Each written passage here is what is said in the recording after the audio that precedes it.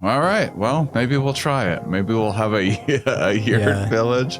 Year 3, Mom Yurt Village. That would be amazing. What if by year 7, it's one of the largest cities in the country?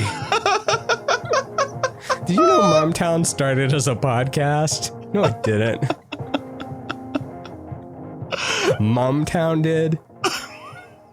It's like 300 years old. Wait a minute. It says here that it's only 10 years old.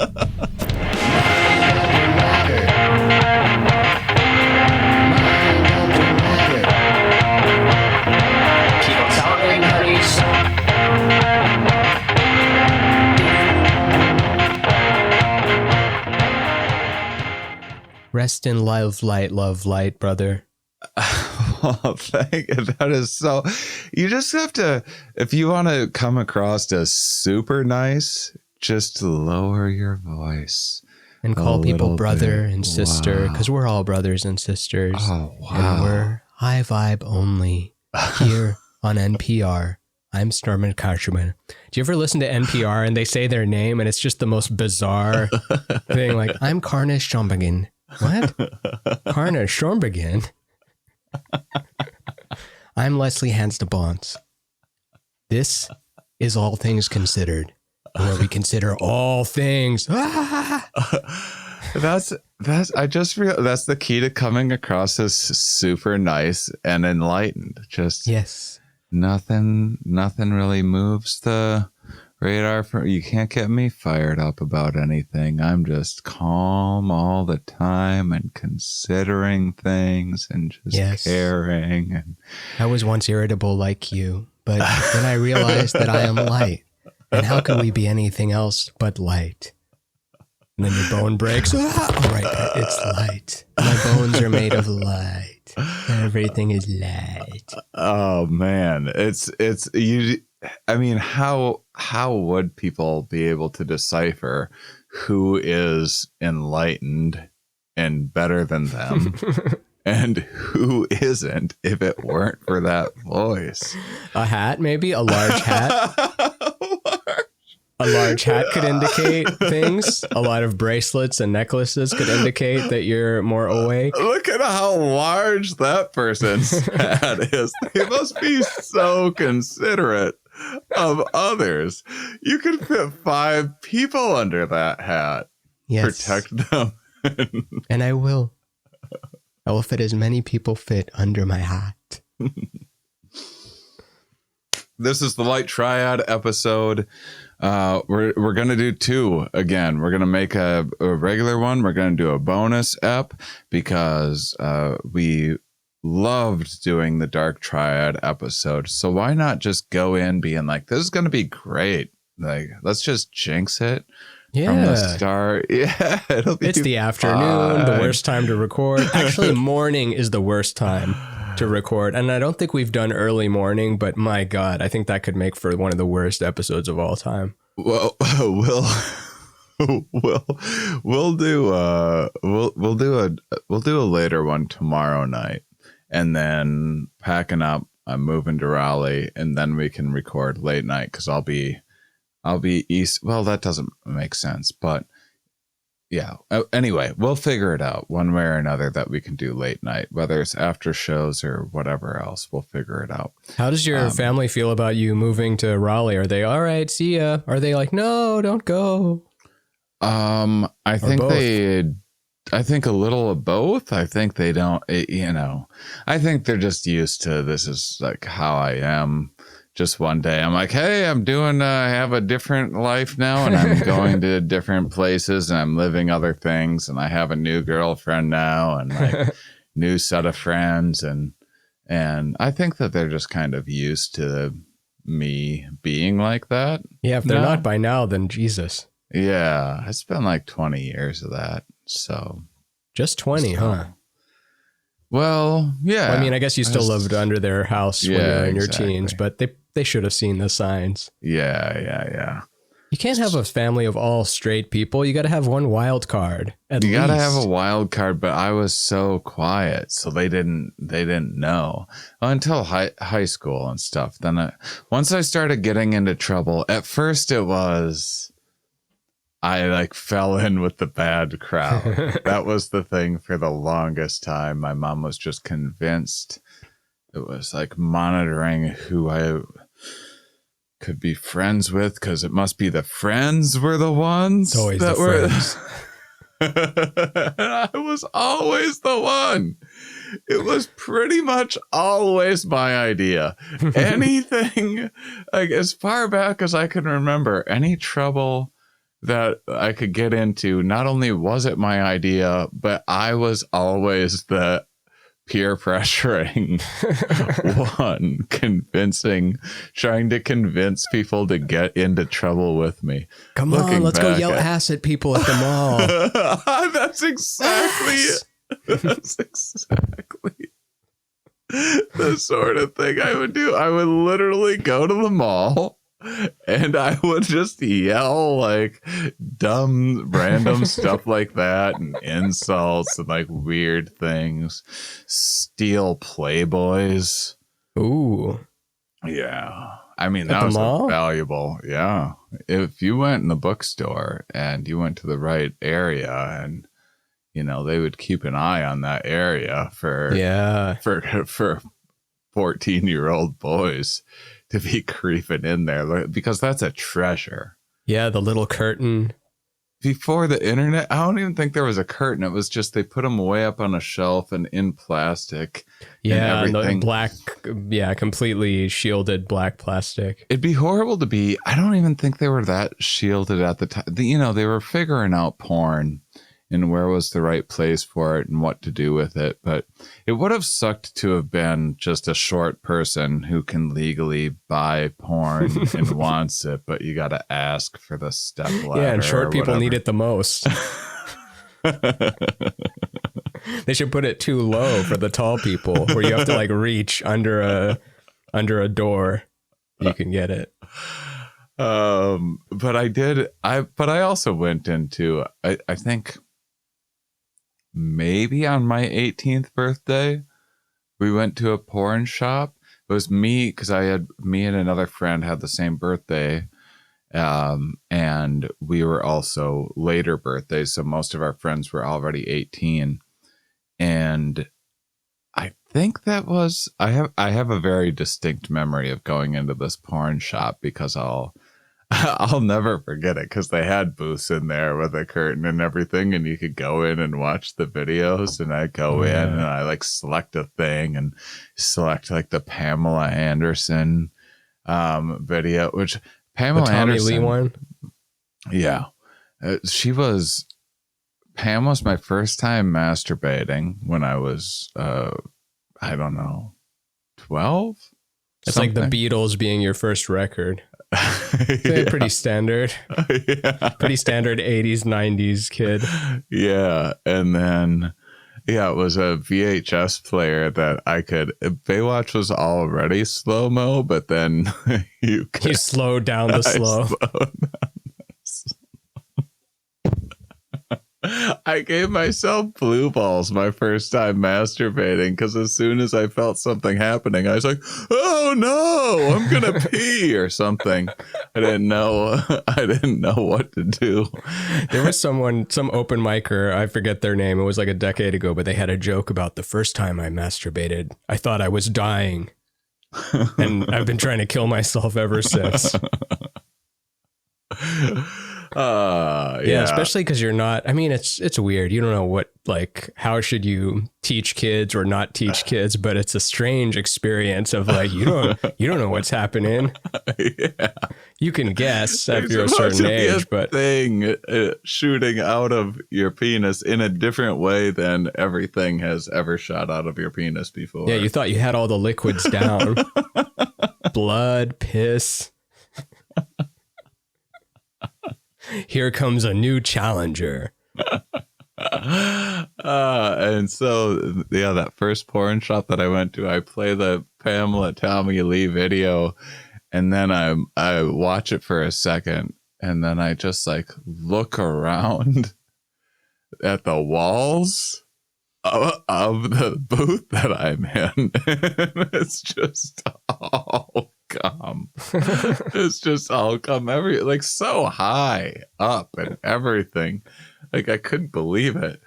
And then I left immediately, and that was my only time in a porn booth at a porn store. Don't the need walls to do are it supposed to again. be black, but they're white, and then you notice upon further inspection, oh no. So yeah, this is the Light Triad episode. This is about being a nice boy, not A good boy. A good boy, and not about so we did the Dark Triad episode. We talked about Machiavellianism, which is like the puppet mastery, conniving part of human nature, deceitful part of human nature. Psychopathy is another one of that triad. And then narcissism is the other one, the big egomaniac type stuff. And how would we describe survey. Psychopathy? Like not caring about harming others. Yeah. Or like actively harming others, or at least not caring about the harm you cause others. Machiavellianism is the controlling of them, also falls into the harm. And then narcissism is it's all about me. But yeah, if other people get hurt, I didn't even notice because it's all about me. Yeah, exactly. And yes, psychopathy. Yeah, I mean, I think American Psycho does a nice job of embodying the exaggerated archetype of just numb to everything and doesn't care what they have to do to get ahead or whatever else, or other people's feelings and stuff. People. Well, successful people, yeah. There are more psychopaths in finance and things like that than just the general population. There's got to be. But so the Light Triad is kind of cool, and I'm sure we've kind of talked about this premise of like positive psychology some on the show in the past, and if not, great. But if we did, it bears repeating anyway. So have I ever drawn the bear of repeating yet? I should. Oh, the repeating bear. Yeah, what is it, like a repeating. Russian doll, like a bear? Or that could be cool. Yeah, like it looks like the honey bear, but without the cap. Mm-hmm. The bear of repeating. So yeah, it's a lovely idea, and I think it's because it's such a new field. I think that it's still early on in its development. Positive psych is? Yeah, not all. I would say that not all the science is there. It's a little wish thinky. It's a little, it makes for good self-helpy kind of covers and that sort of thing, which yanks into that like popularity capitalism type of I want to sell books sort of thing, which like is going to increase biases toward, letting accuracy slip a little bit, in my opinion.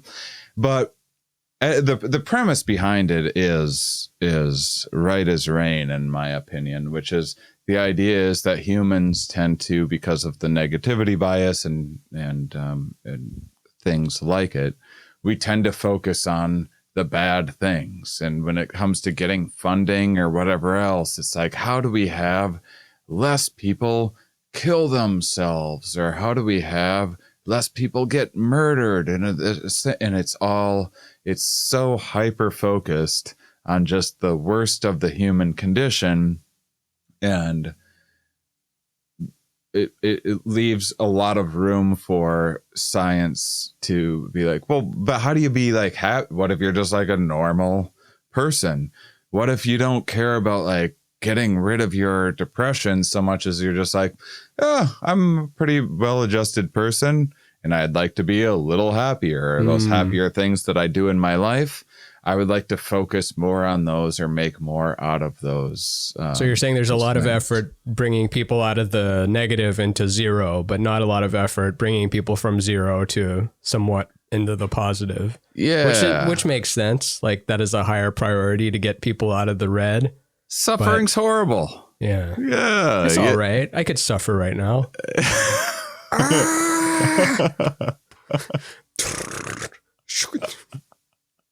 I just turn on the news. Like I get several news sources on my phone. Yeah, we could all use a little suffering from time to time. No, I don't want any more. It's stupid. It is. I mean, yeah, I don't know. Like being a nothing, I can understand that, but suffering, being a something, and then actively wishing that you're a nothing without doing it. I don't know.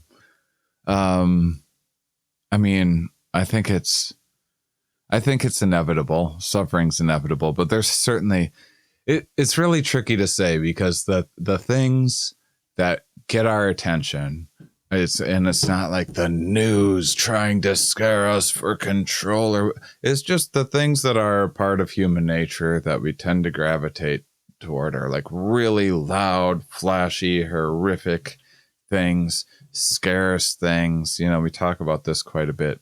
Availability, heuristic type stuff, where the more readily you can actually visualize something happening, the more statistically probable your brain perceives it to be. Shark attacks versus spraining your ankle. Yeah. Yeah, that sort of thing. And there's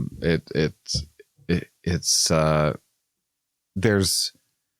fine line between how much are we doing that, and then the other side of it is like, well, how much would just getting rid of poverty help the world? Which I would say a great deal. It has time and time again where cultures like clean up sanitation in their area, things like crime will go down. They just become more progressive. They're just less desperate, you know? So there is a reason, like the Pareto principle or whatever, where like 80% of the problems are caused by 20% of the things or whatever. And it goes beyond life even. I think it plays in the cosmos too, like with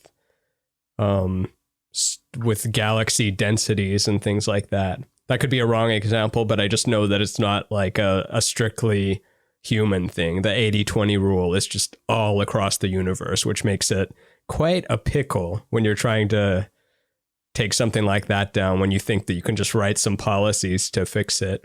Yeah. Not that we shouldn't try, but just it might be fundamentally ingrained somehow. Yeah, it's difficult to figure out when. So the Light Triad, which we're going to be talking about, is empathy, compassion, and altruism. And being altruistic, for example, it's really hard to tease apart what is the most salient things that seem like the biggest problems, and what is the most effective altruism that could happen. You know, like things like just like think of the most horrific thing, like child trafficking or something like that. That's always just like, oh my God, that's the most horrific thing anyone could think of. But I would like to see where the money goes toward those causes, where there's certain like agricultural things that no one's ever going to know about, that aren't going to be privy to, that will like stop mass extinction if we put like a little bit of resources into it. But it's like, it doesn't have that same feel to it. It doesn't have that same quality, and it's not as horrifying, and it's slower. And some comic recently had a bit about like just asks the audience which is more important to solve, climate change or racism? And like the audience is just kind of silent in the moment because I mean, it's a black guy saying it, and he's like, you know, setting you up for a trap. But it's like we know the answer, but you don't want to You don't want to say the answer, but there are things that are more, or child trafficking ones, like save the environment or child trafficking. It's like, ooh. Yeah, it's like, well, there won't be children to save from trafficking if humanity collapses. So, I mean, that's not always the best. None of these are the best examples, but it tends to, probably a better one would be, it's easier to get funding for things like puppies or whatever. It's like, oh, we need to save these dogs. The dogs are going to get euthanized or whatever. They euthanize dogs in Texas. We need to ship them all around the country to get them around to different places and create logistics and do all of these things. Like my sister does a lot of dog fostering, and it's awesome. And it's wonderful that she does it. It's also like, there's probably, if you were just looking at the whole of the world and trying to figure out what's the least amount of money we could spend into fixing the most things, it probably wouldn't be saving puppies. How dare you? But it seems like a nice thing to do. Yeah.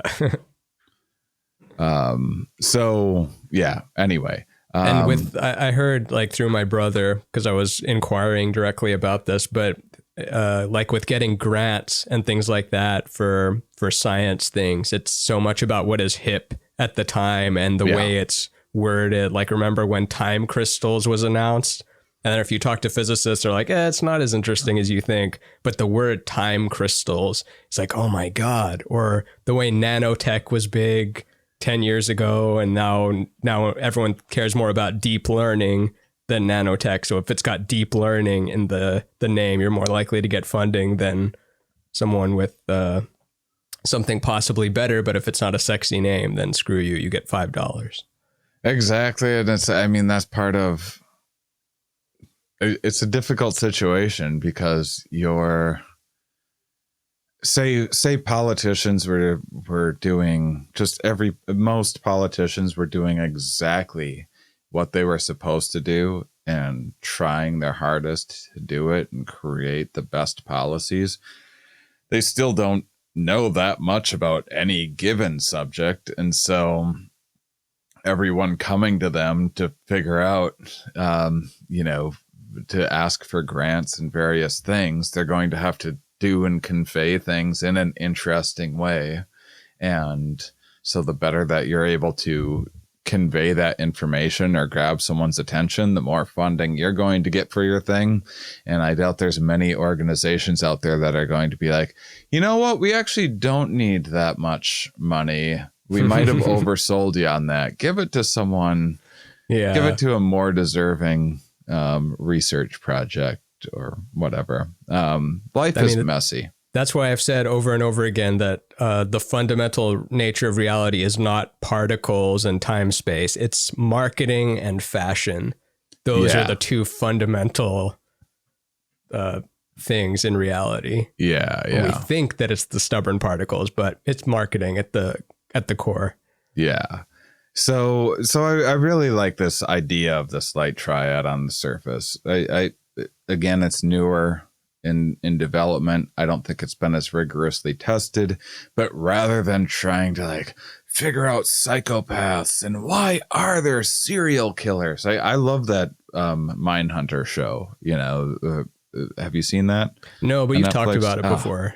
Love it. It's so fascinating, but that's like 30 people, there's like 30 serial killers, busy people, 30 busy people. Yeah, they're not just Venmoing the food bank $30 every month. They're getting work done. A lot of effort and time and planning into doing horrible things. So much. Whereas, the idea of kind of positive psychology being like, well, why don't we just instead look at altruism and figuring out, like, well, how do we just get people to be slightly more cooperative than they are already inclined to be? And most people do want to be thought of as a good person. Oh, yeah. And so why not study things like that? Unless it's at the cost of your other abilities. Like at your funeral, if, you prided yourself on being funny or something, and the main thing that was told about you was he was a very nice man. Yeah. He was very good, nice, always smiled. You ever make you laugh?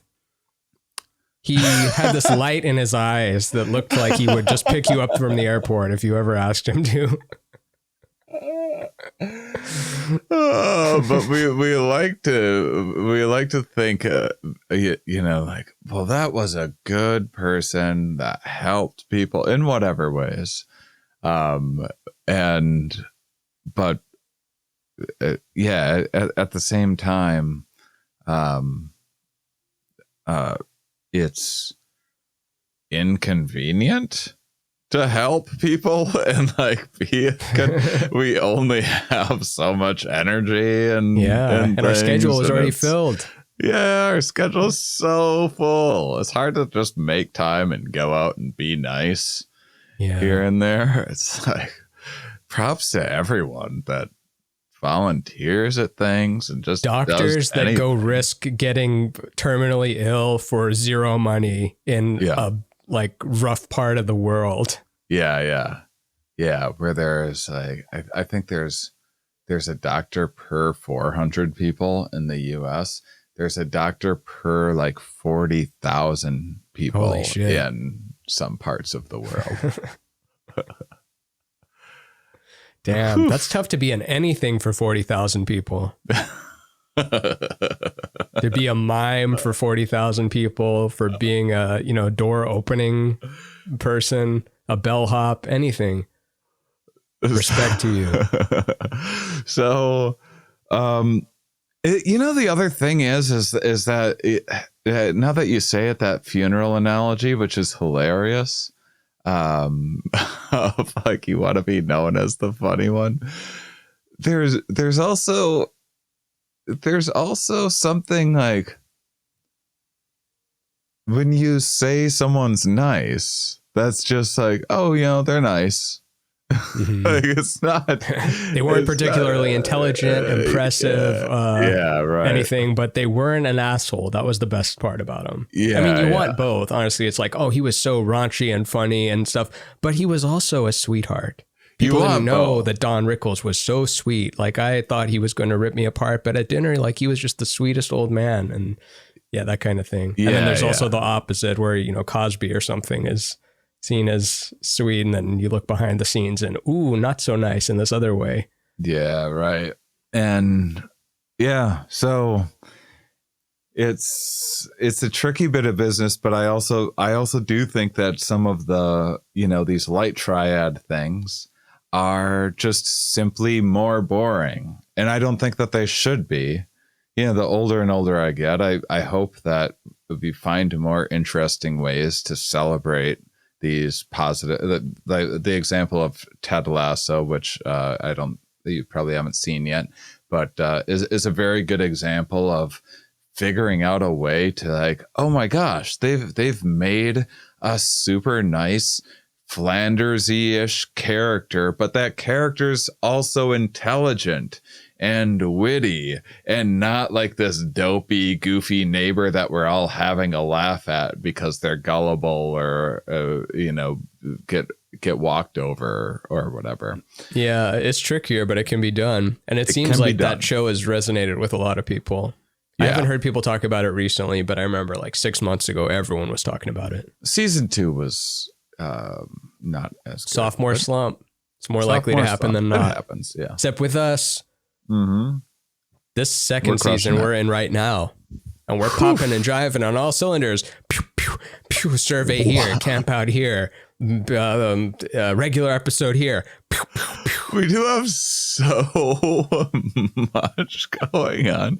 We had pure enthusiasm that built like an incredible show, in my opinion. Obviously, I'm partial, but we have a lot going on for a a lot. For a 1-year-old podcast, that's quite a lot of world building we've done. We've done a lot of world building multiple episodes a week, all sorts of bonus content. We have Doug Stanhope is canon.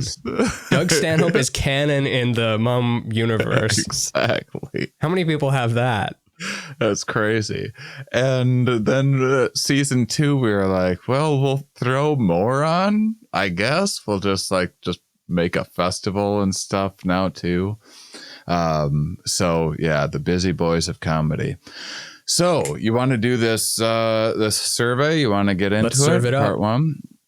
All right. So excuse me, McCool, if you got to edit this here or there, because again, I'm doing this idrlabs.com, which is intelligence domination rhetoric.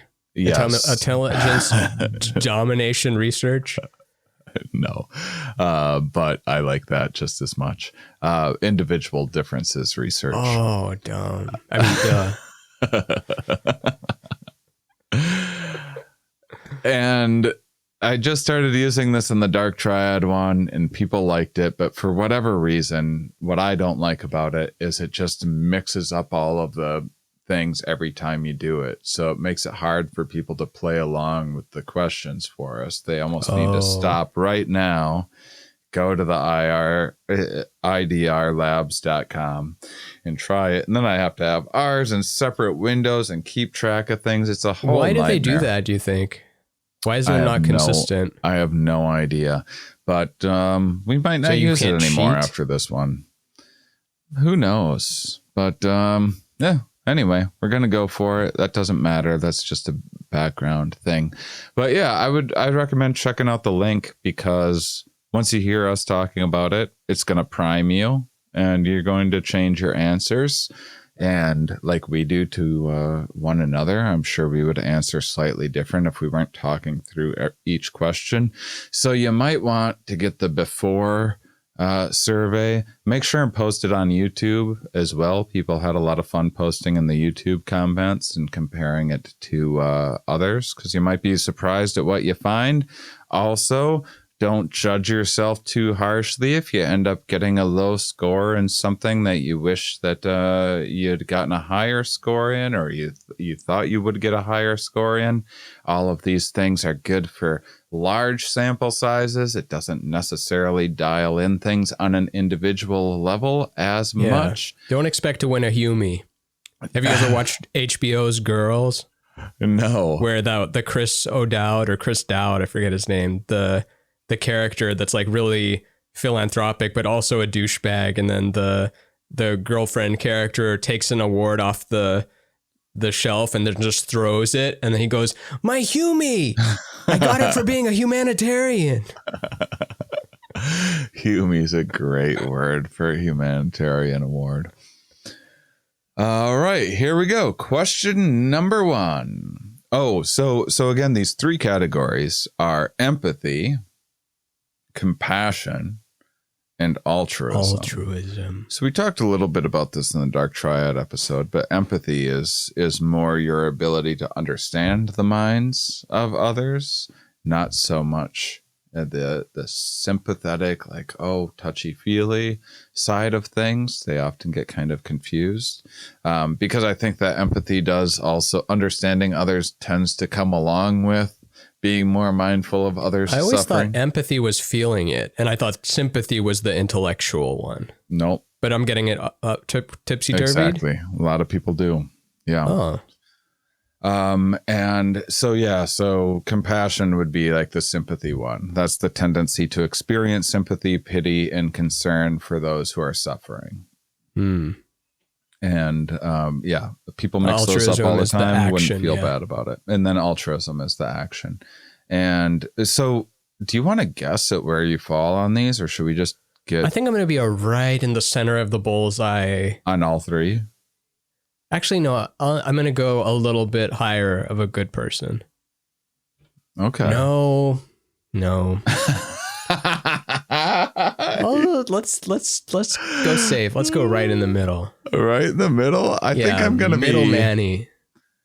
I'm going to be high in empathy, low in compassion, and middle and looking to improve altruism. Yeah. So when walking across a homeless person, do you make eye contact and give them 0, or do you avoid eye contact and give them 0?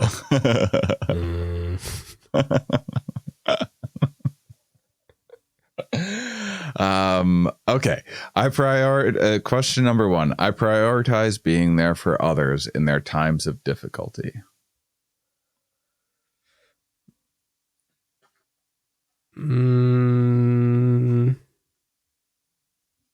Medium.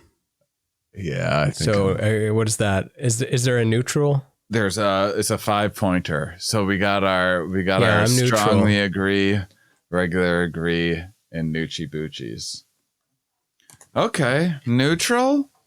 Yeah, I think that I'm neutral.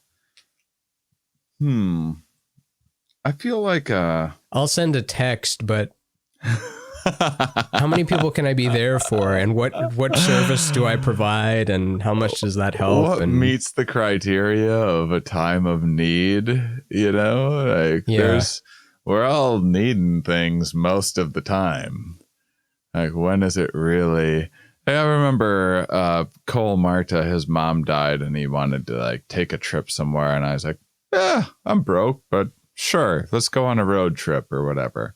And that's wonderful. And then there's been other times that I haven't been able to do that sort of thing for people. But I would say that's like a time of need, whereas it's tough to consider what a time of need. I need something every single day. You gotta wait to reach out to friends to like, oh, okay, now I really, really need a thing. Yeah. So, I don't know. I think I'm a neutral as well. I've given money before.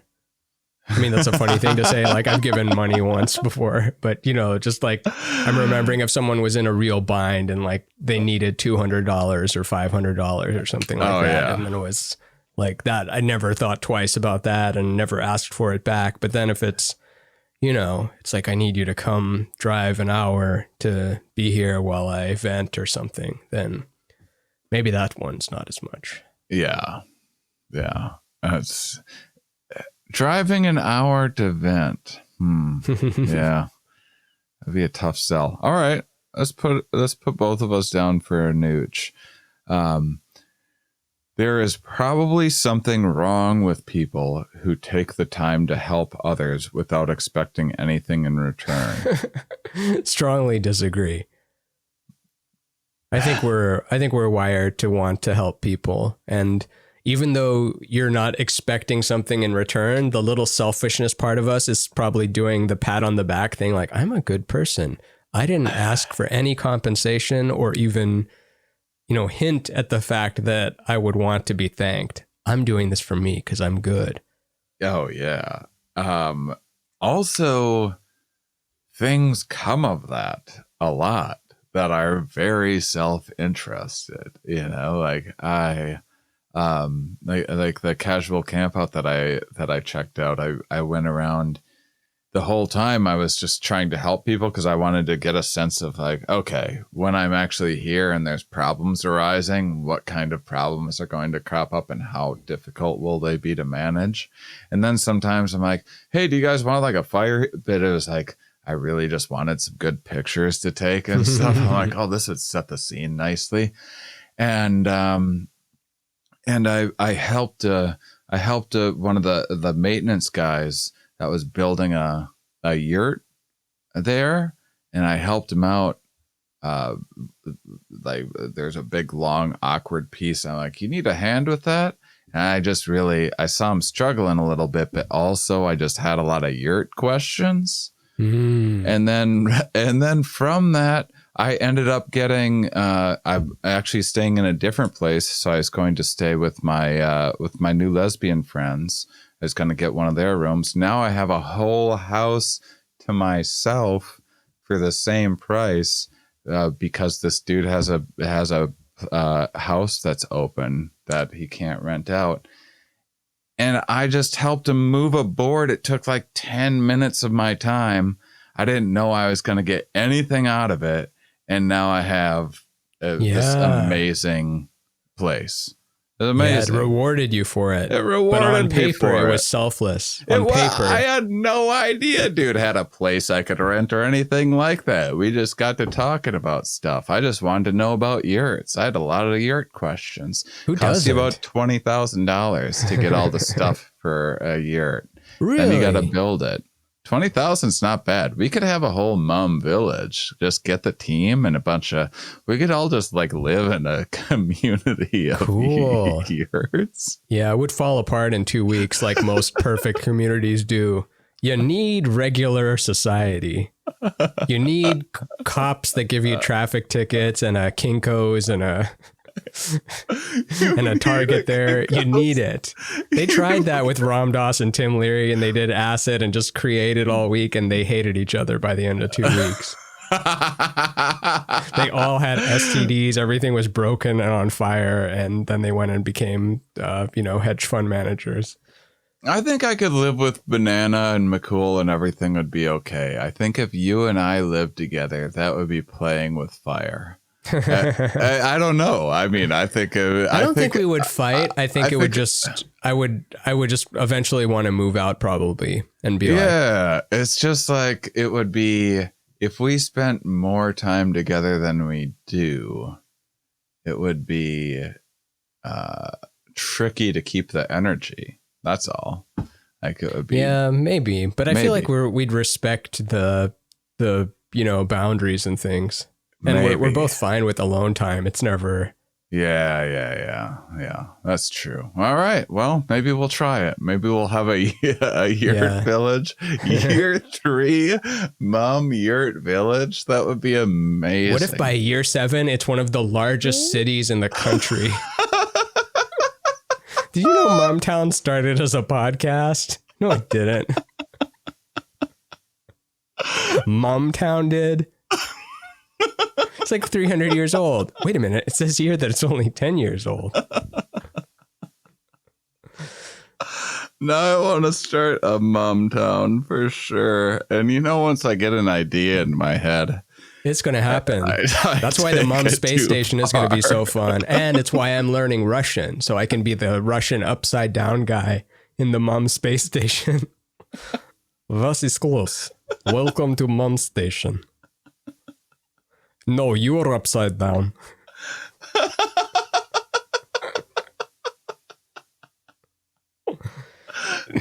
You spend $10,000 to generate pen that can write on ceiling, but we just use pencil.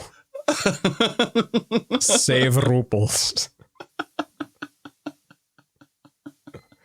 That's a true story, actually. Or it wasn't 10,000. They invested millions in engineering a pen that can write upside down, but the Russians just used a pencil.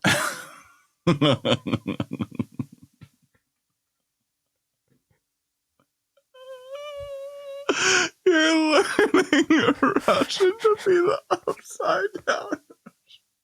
I wonder if learning Russian makes you better at mathematics just by nature. Like something about it, if it's more... It's very hard and just everything about much in the same way that the Australian too easy, no worries, it just kind of lightens you. Yeah. Once you start with that Russian accent, it does everything's very robotic and deliberate, and like the German accent too. It lends itself to engineering. Yeah, it does. They think there's we invested and did all these things in engineering. And I think it was just your accent. I don't think you would have done any other thing with an accent like that. That's all French accent. Oh, of course you had wine and cheese and stuff, and that's just your thing. It's your You're not accent. going to make rocket engines speaking French. You're going to smoke cigarettes and have threesomes and drink wine and have lunch for 5 hours in the afternoon. All right, let's see. That was a strongly disagree. Yeah. All right. We're both on the same thing there. I often have tender, concerned feelings for people who are less fortunate than me. Agree. Okay. Tender, concerned feelings for people who are less fortunate. I'll feel it for sure. Like if you see it or even fictionally in a show or something, you'll feel it. And it reminds you to, it gives you gratitude for your own lot in life, of course. Yeah. And also like, that sucks, but how do we fix it? How do I fix it? Can I fix it? Is there anything I can do without also just dipping down there myself? See, that's what I'm so interested in the scale of it and the more existential, like poverty, all of the poor people. Whereas when I see a poor person, I'm just like, fuck life. Yeah. Yeah. Like I like a single individual. So if this said, I often have tender, concerned feelings for a person who is less fortunate than me, I'm like, I probably don't enough. I give money to homeless people and stuff like that, but I could be more concerned. But when I think or someone about even in your class, whole, like someone doesn't have to be in, homeless. They could just have lost a family member or something. That's also less fortunate. That is less fortunate. All right. Even if you have a fortune. So you're a regular agree. Okay. I guess I'm a regular agree. Yeah. I certainly don't think people deserve that misfortune or to be in that, or that, like, I'm not like the Ayn Rand, like they didn't work hard enough or whatever. I think all that's actually, Ayn Rand never said that. Ayn Rand was actually a socialist. If you really read the books, which I've never read a sentence of. Me either. But yeah. Okay. I think I'll be a regular agree as well. I just don't want to be lying to myself. No, we got to go with first instinct. Remember? Yeah, that's the first true. instinct boys of survey. Yeah, I might be a nooch. I don't know. I'll put me down for a nooch because I'd like to work on that and get to an agree. All right. Sometimes when people talk about their problems, I feel like I just don't care. Agree. Ooh. See, I love hearing about people's problems. Give me your problems. It's one of my favorite things to talk about. If you got problems, not messaging me online, I just can't handle that.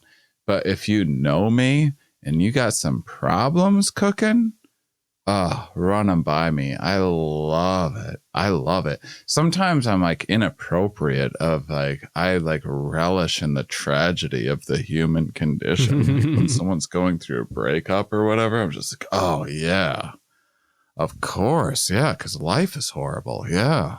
Like yeah.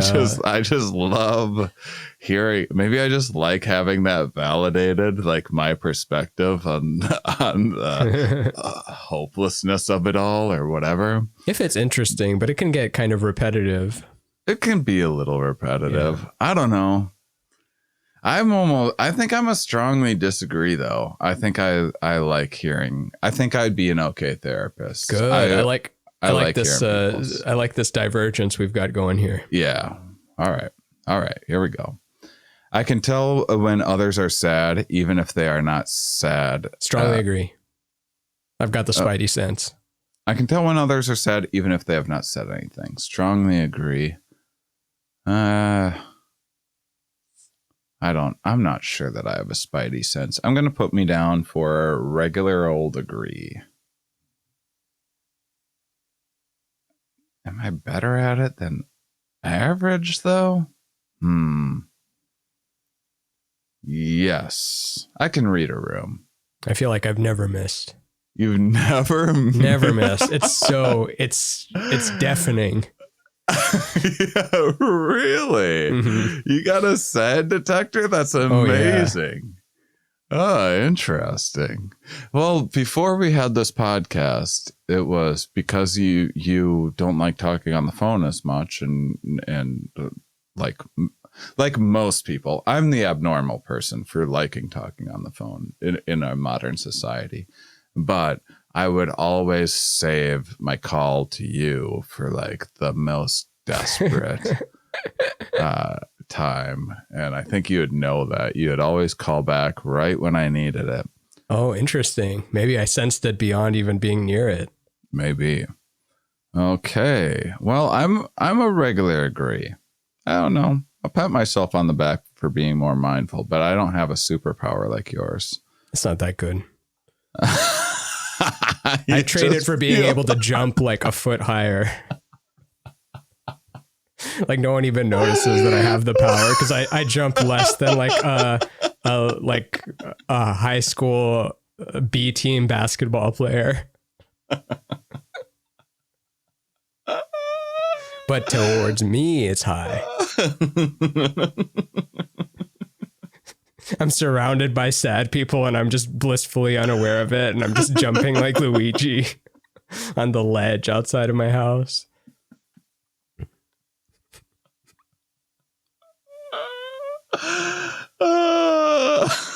It's not that good feeling people's sadness. Well, that's a high in empathy thing. All right. So I don't really see why I should help others unless there's something in it for me. Strongly disagree. I mean, the thing with this one is like, how are people gonna rate this? You know, I'm trying to project like what the average is and seeing if I'm better or worse than average in these traits.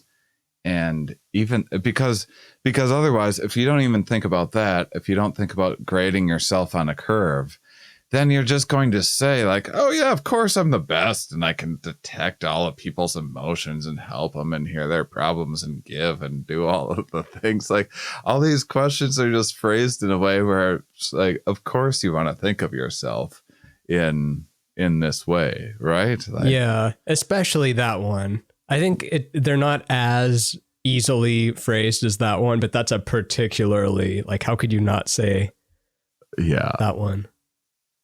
All right. I'm a kind-hearted person who is almost always intent on cooperation. Strongly disagree. No, just regular disagree. You're a regular disagree? I'm a kind-hearted person who is always intent on cooperation. No, I mean the word always in there, cooperation.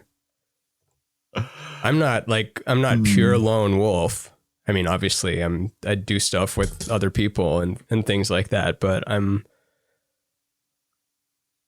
am kind-hearted though. I don't know why I went strongly all of a sudden. I liked it. I like the strong stance. Like, am I the same or am I have no idea what to answer on this. I think that, well, I really like collaborating with people. Love collaborating. Didn't used to. And I like, yeah, you know, like at the pickleball court or something like that, when it's time to put up the fences and nets and stuff for the year, I'm like, yeah, I'm in on that. What do you need me to do? Like be on a Zoom meeting with town hall so we can get 2 more pickleball courts? Like, you got it. I'm there. Yeah. So I think I'm a regular agree on that, actually. I was going to give myself a low mark.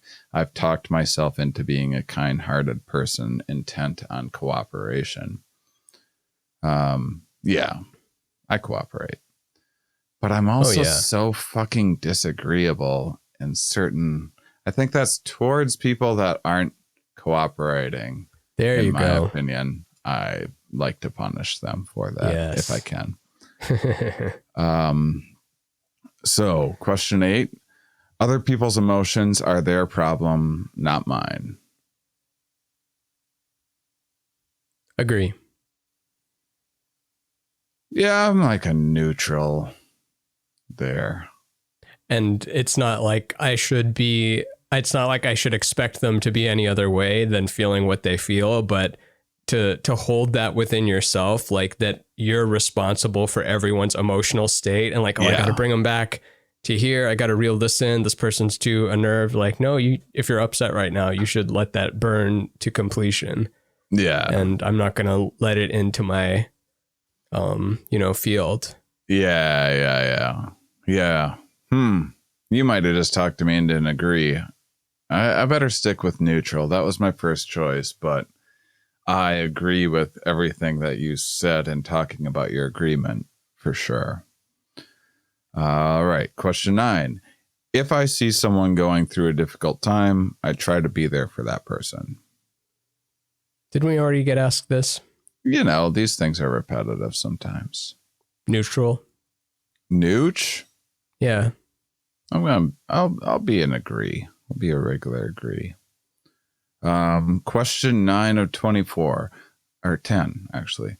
I often think that people should make more of an effort to be kind-hearted and respect one another. Agree. I think you need to, we're so defaulting into our worst emotions and vindictiveness. Like, I think it does require effort to step into the light a little bit more and remind yourself, like, oh, can I choose kindness in this moment? And I'll be glad that I did. A week later, I'll be glad that I was kind, instead of wording that email in the heat of the moment and calling that customer service representative a big asshole that sucks, and then I'm going to find their family and kill them.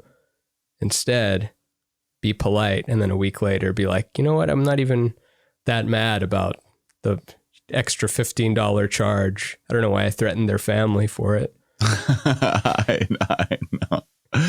Yeah, when it comes to customer service, for sure. When it comes to just relating to people in real life, I'm usually like, I don't know.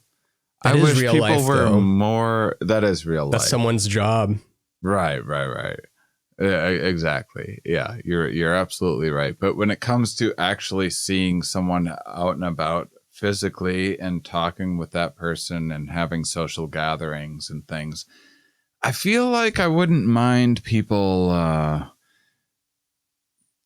not caring so much about, like, well, let's not say the wrong thing because we need to be respectful to everyone all of the time. And I don't know, there's just like this Midwestern thing of this pressure. Don't call the cops pigs. They have feelings too. No, you can call them pigs. Yeah, you can call them pigs. I think that pick it up. I don't know. I think that you end up finding out that a lot of other people had the same issue and everyone was just putting on a face or whatever because they thought that's what they were supposed to do. The Midwestern thing is like, well, we just, if you don't have anything nice to say, don't say anything at all. And we just cooperate and be nice and put on this face. And sometimes it's like, it just doesn't seem very honest. And I'm not sure anyone else is like, are we all just performing this weird character for no one's benefit? Like no one's buying into any of these roles. We're just performing them for whatever reason. That's why it's a breath of fresh air sometimes if someone, violates that contract and is a little crass, but that their heart is in the right place. You're like, oh, I'm so glad that we have this person in the community that says the harsh, honest things. And that's like in my brother-in-law is a bit like that, where he just says he is so tuned in to what's actually on anyone's mind in a situation, but it's the Midwest, so no one actually says those things. And then he actually says it. And everyone laughs, and it's like it seems inappropriate, but he's taking the hit for everybody. And then it just improves the situation for everyone. And he gets a bunch of laughs from everybody. It works out well for everyone. It's so creepy. I was just visiting my my grandpa, who he's gotta be so close to the end. He's in the hospital like once 90s. Again.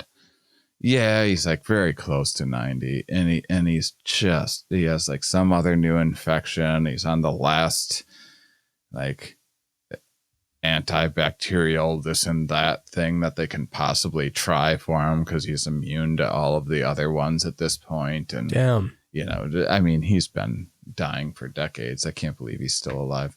And but he's just like, I can tell he's scared and confused because he's dying, and it's like not registering that he's dying to him, and like no one's talking about it. It's like, well, you're just dying. Like, what did you think was going to happen? Like you are not getting hit by a bus. You're having like lots of time to like think about this and everything else. And like, this is just, you're dying. Like why don't we just talk about that? Yeah, we keep death and birth separate. Like, I don't have a better solution at the moment, but you know, the way that we don't see anyone die and we don't see anyone be born, it all takes place in this very sterile hospital environment with like just very stern and humorless and just disconnected. And then we've got the rest of life where you're at school or you're at work or you're at the bar or you're at church, but then all the birth and death stuff, like let's just put that way over here and partition it off and not think about it, and then just get traumatized by it when it happens. Yeah, I mean, it's and who knows how any of us will respond. I felt like I was dying in the past. I felt like I was having a heart attack or whatever else. And it's horrifying. Even if you tell yourself that you're not scared of dying or whatever, your brain knows how to fire off all of the fear chemicals in those moments to make you scared. Yeah, because you might not be afraid of being nothing, but we're all afraid of losing a fingernail. If you knew that someone is going to come to your house at 4 p.m. today and then rip off one of your fingernails, that's terrifying. Of course, death, the dying process is going to be terrifying. But then where it's like, no, just I'm not afraid of not having any taxes or forms or debt or, having to exercise and wake up in the morning. No, I'm not afraid of being a nothing. Of course not. Right. But having to transition from a something to a nothing. Ooh, scariest ride at the park. Whether it's fast, like in a split second, or over the course of decades, it's no good. Everyone's lying if they say they don't have that, unless they've just completely turned off the amygdala or whatever. Yeah. Huh. That's fun. That's a fun combo. Yeah. Like, why not have conversations just like that? Even because I know there's plenty of people that face their death, know they're dying, and have like, little get-togethers and stuff because they're terminally ill. They want to say goodbye to their friends or whatever else, and it's a sad thing and everything else, but at least they know that they're dying. Yeah. Did you ever see that last lecture series with Randy Pouch?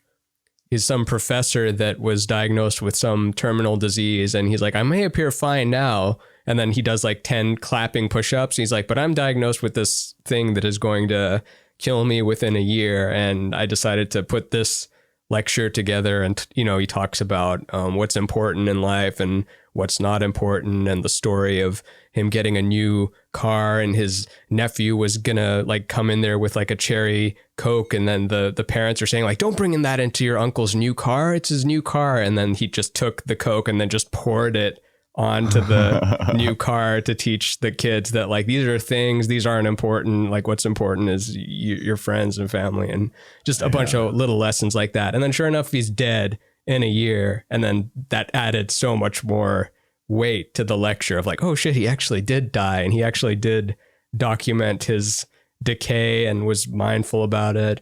Ram Dass was great about that. He died for like 30 years. He spent 30 years getting old and gray and not being able to lift his hand anymore, getting a stroke, talking about that. So then when he did die, it was like he did the trick.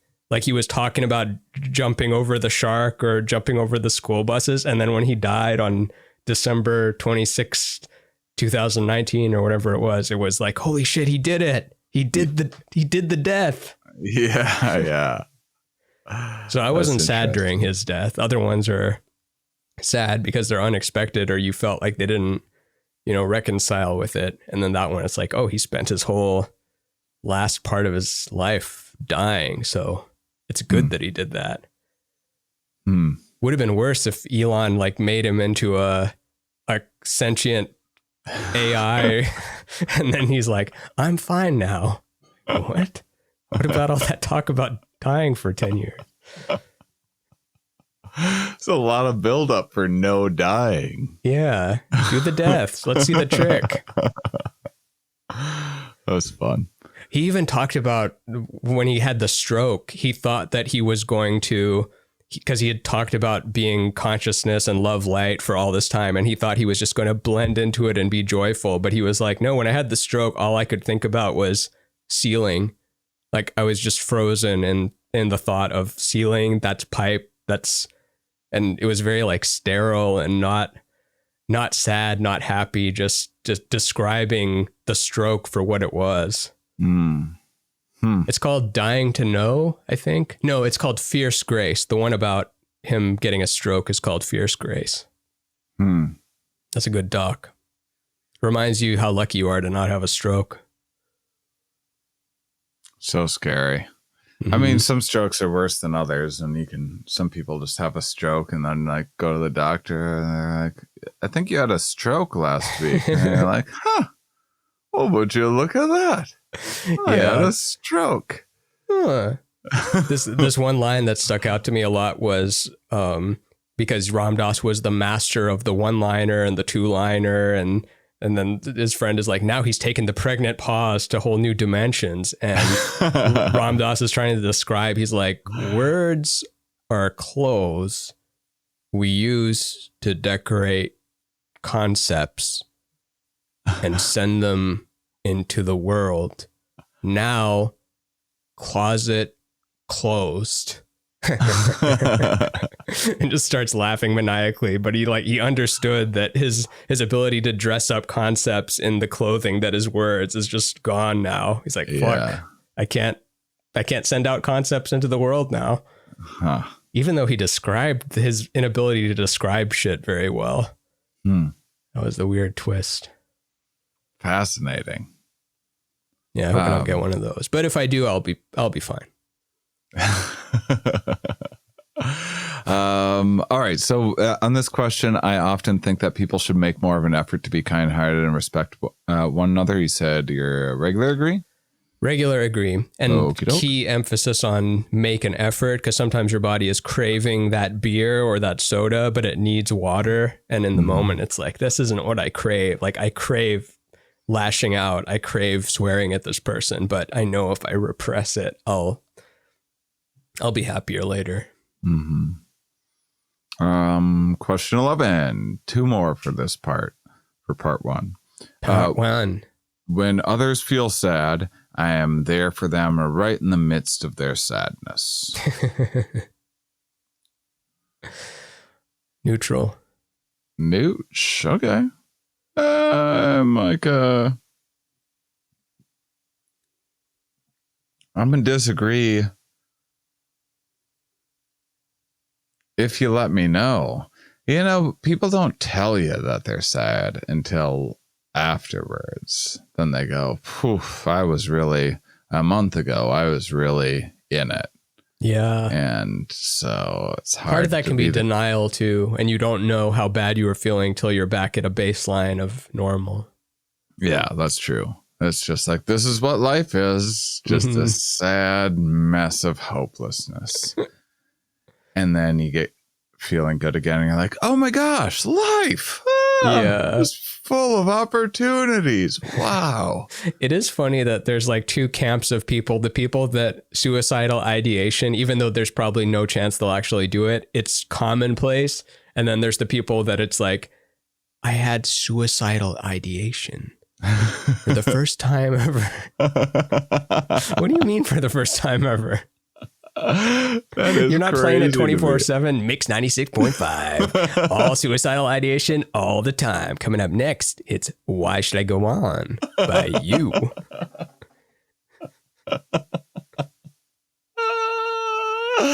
That's my jam. Yeah. Oh my God. That's and yeah. The classics. I used to think that anyone that wasn't experiencing ideation was lying. I just thought if I shared my experience and someone's like, oh, I don't know, I don't think about killing myself ever. I'm like, well, you're lying to me or yourself. Like, that's what I thought. And it took me a while to realize, oh, like a lot of people actually don't have, because of that, because you'll hear when it happens for the first time, they're like 40 and they're like, and I thought about killing myself. Oh, welcome, noob. Yeah, ditto. I also felt exactly that way. But now I recognize there's the two camps. Yeah. There's two types of people. That's a great shirt. Yeah. One's just a noose. Yeah. Half of the side. Yeah, that makes a 1 and a 0 too. 1, 0. Like that binary shirt. There's 1, 0 types of people that understand binary. What? That's not it. Those who do and those who don't. Scrap that. All right. Question 12. Final question. I for part 1, and then you'll have to go to the bonus episode to find out how you'll get to go to the bonus episode. You'll get to go to the bonus episode to find out how empathetic, compassionate, and altruism we are while learning about yourself along the way. It's always and you know, all of these questions are just because there's a softness to them. It's not the same as the Dark Triad thing. It's not even fair to like the good side of the universe, because like no one wants to. It's just not as like interesting and spicy and sexy to people, you know, especially now. Sometimes I do for the first time in my life start to be like, yeah, people just watch like a baking show sometimes, you know, where like everything is always in my upbringing has been like, give me Pulp Fiction, give me like whatever the darkest Clockwork movie, Orange, monster trucks stuff, because that's what's real and that's what the truth is. And now I'm like, yeah, baking show. I see the appeal of that. Okay. GBBS, Great British Baking Show. There's nothing more relaxing than that. And it's a competition. I donate to charity and or help the homeless people who cross my path on the street. Neutral. Where am I? I very rarely donate to charity because, I mean, Goodwill and things like that, but that's not really charity. But as far as like, I'm going to write a check to this thing for $200, that's never happened once. But homeless people, yes, I've given to individuals, or I've taken extra food to the food bank thing. But like in terms of finding a research society, maybe that's because I don't have the funds. If I had lots of funds, maybe I would do it. But right now, I just can't imagine letting go of $200 for someone else's research. Right. I mean, I try my best to promote all of those I try my best to find those organizations and have them on, like, Here We Are and stuff. I used to have all of my guests name like a funding organization or whatever of their choice. Yeah. Do you still do that, the charity? No, I stopped doing it. I should bring it back again.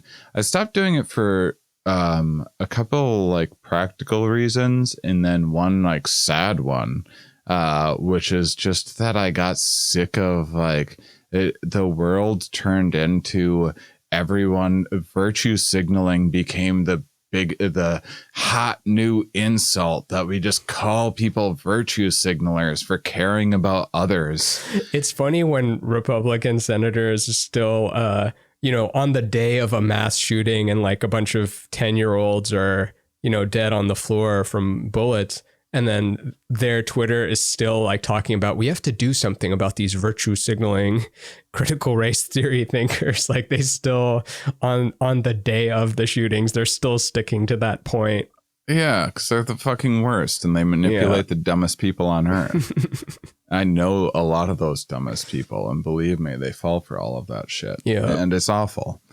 So I stopped doing it partially because of that. Sometimes it was because I would catch someone off guard, or like the academic would feel like awkward about it or whatever. And I also didn't want to feel like disingenuous or whatever about it. So I started trying to like find organizations like the One Health Initiative that I do now, to have them on once a month to promote what they do and things like that. But yeah, it was a sad decision to make when I stopped doing that every episode, because I'm like, I think I'm going to stop promoting a charity each week, because I don't want to be like, I don't want people to look down on me for trying to do a good thing. I don't think that people listening will look down on you. Yeah. I mean, I get my head about everything. And it might actually help the brand to have people not into that attack you for it. Right. Helps bump up your podcast name on the algorithm. Yeah. Can you believe Here We Are wants to help people instead of guns? So yeah, I like giving homeless people money when I pass by them. There's certain cities where it's just like, well, that's too many. Can't give every single, there's not enough cash anymore. But depending on the day and everything else. Sometimes I like talking to homeless people. Turns out a lot of times they're just not as into that. Yeah, how many people have come up to them, tried to like have a real conversation about how they ended up there? I've just tried to like ask someone about their day and stuff like that. I've tried like a few iterations of it, and a lot of times they're just like, "Are you gonna give me more money or?" I'm wasting your time. You're working right now. Yeah, I see. And they're not a monolith, of course. Like there's varying degrees of addiction and mental health issues, and none of the above, but also you never know. Yeah. Either way, probably not a fun situation to be in. Well, everybody, if you are feeling, Oh, I was just saying, and the gravitational pull of both wealth and poverty, like they each have a strong gravitational pull. Like if you have $0, it's very hard to get out of the negative because everything costs more and you can't buy in bulk, and there's a fine for not having enough money in your bank account. And in Skid Row, I watched this thing, like when you fall asleep, your shoes get stolen. So you don't even get to keep your shoes if you're in a really bad neighborhood. And then on the other side of things, if you have $100 million, it's easy to make $1 million by just having 1% interest in this checking account. People want to give you free shit. Just both have a pull. Yeah. So how do we get to the other side? How do we get to the and use it to help the other side at some point? Yeah. At some point. Yeah. After we've kicked our feet up a little bit, we've gotten a drink. Oh man. Then we'll send the rest over. I've been poor for too long. I was living it up for a long time, though, for a poor person. So, yeah. Well, for a single young male, yeah. Yeah, I was having a grand old time and going to again. We're going to make that one look like a joke. Yeah. We're going to buy jet skis for Tom Segura and Bert Kreischer. Oh, not even on their birthday. We're just going to buy them for them. I was thinking about, so one, if listeners, if you're feeling altruistic and empathetic and compassionate, but mostly just if you want to have more entertainment, we had a hilarious Mind Under Art episode on Patreon where Ramin reveals that he had COVID. What? You're just hearing that now in public for the first time? My first cove. His first cove, and we talked all about it in the bonus episode. If you want to hear about Ramin's cove, sorry, gonna have to go on Patreon. Why? Why can't we just hear it for free? That's because you want everything for free. And we don't want to sell ads because ads are stupid. And so go on Patreon, support your boys. No one likes to pay for the extra thing, but it's a way that you can help the podcast build and keep on doing the awesome stuff that we like doing. And you'll get to hear about Ramin's COVID situation. Also, you'll get to hear the second part of this show and the results. And there's endless art episodes. You'll get plugs on Instagram. If you give your own suggestion, we'll make an episode just for you for as low as $5. You can have your own episode. That's a bargain. And make sure and check out our Campout in Raleigh, which I am moving to Raleigh for the summer just to start working on the property and doing ideas, building. I'm going to build things. I have things I'm going to build. Hell yeah. That'll be fun. I was just thinking about this. I was thinking about how I'm actually capable of building things, and I don't because I had like a construction worker upbringing, and I just have PTSD from doing that stuff for a job. And I, started working with my dad when I was like 10 or 11 or something. Can you make a small castle? Not like a castle, but like just stone in the shape of a little thing. I think so. I think cool. I could figure out. I think I could. I mean, it's just bricks and cement, right? I think I could make a small castle. Should we have a little The thing is we can't just do exactly anything that we want with the property, but I bet Soup would let us build a small castle. You can use it afterwards. I just like the idea of something staying there and being made of stone. Well, right now, what I really want, so I'm buying a shed to keep a bunch of the mom specific things that will live on the property permanently to keep a lot of the many things that we're working on to make it mom world, to make it a physical manifestation of it. That's pretty fucking cool that a year in we're making a physical manifestation of this podcast, where for people that have liked science and mysticism and art being combined with comedy, you'll get to see that physically, like our little cartoon characters and everything else. It's fucking awesome. And I'm so excited. What if we dressed up like our cartoon characters too, to where like I dye my hair a little more purple and I dye your hair a little more orange, and we match the shading of the cartoons, and we probably won't, but you can certainly bring your own morph suit and be a void or visionary there. You can dress up like a Camante. I think I'm going to give a Camante de Buffon talk as well. Nice. I think I'm going to give a sloth talk at some point, and talk about the premise of the book and the outline and some sloth science. And then I think I'm going to give a Camante de Buffon because it's such a weird, obscure reference that you have to have been listening from episode 0 to know. And so anyway, got this shed to put a bunch of stuff. And I kind of think that we should have a bunch of artists paint it in things. Like you just did your first mural, right? At Cap City in Austin. How was it? Was it like, so did you drew it all ahead of time and knew what you're going to do? Yes, I drew it by hand on paper and then did colors in Photoshop. And then I have a little projector that I projected it onto the wall. So I got the proportions right. And I would like in chalk kind of like map out this goes here, this goes here. Not exact, but like as exact as I could with that projector being far away. And then with the chalk outlines, I would just go with paint and then hope that I would have as straight lines as possible. And I'm happy with how it turned out. We'll see it opening later this month, I think.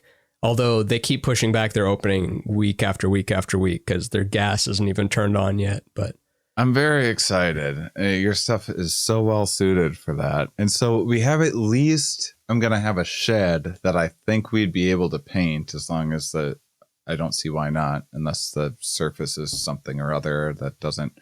Anyhow, I'll have a shed that's there that we can paint. There's also, I'm trying to talk soup into, there's a whole semi trailer that we're like maybe going to use as a projector for and like I want to play Psychonautics on it one night and do is like it flat and white? It's flat and white. But nice. Also we could use it to make some other art on too, depending on who the artists are.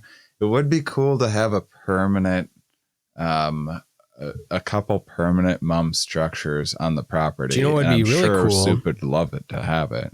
If it was a projector screen and the projector screen part doesn't take up the whole part, we could like make a TV around it so that you project the movie into the TV, but then outside of the TV is decorated with background and stuff.